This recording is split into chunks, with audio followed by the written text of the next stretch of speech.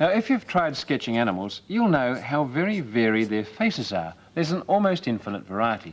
Some have noses that are long and thin, long enough to use as extra hands. Others have rather sleek muzzles, or flat faces, or even hooky beaks. There seems to be no end to it, and to draw them all would take you a lifetime. But you can make a device that draws them for you, and it draws an infinite number of animals. Let's start again, and let's see what we can draw. We're going to draw part of an animal in the bottom left-hand corner, but we're only going to draw it up the front of the neck to underneath the chin, and up the back of the neck, really over to the forehead in front of the eyes. Have a look. Here we go, up the back of the neck. And there would be an ear around about here. I'll just race through this to give you the idea. Over the forehead, down to there, second ear would be about there, and I guess the eye would come up somewhere around there. Up the front of the neck, we take it to underneath the chin, and that's all we draw. We leave it there. That part of the picture is blank.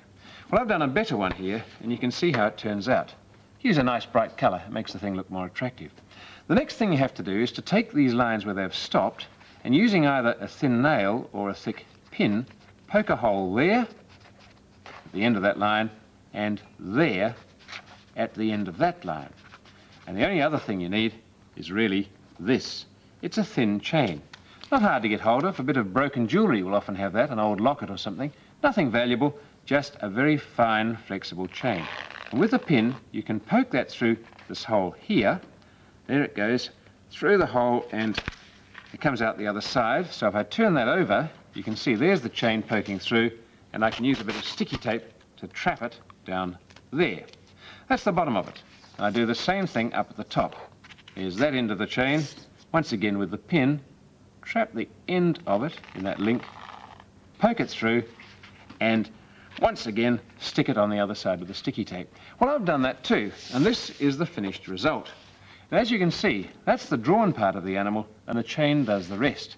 And because it's flexible and floats around, it can be formed into almost any shape. So I can make an anteater like that, or I could make a strange sort of hippopotamus like that, or I could make an animal that's never been discovered. In fact, whatever I do with the chain creates a new face. And with that, you can have a lot of fun. You can invent animals that never actually made it to the ark.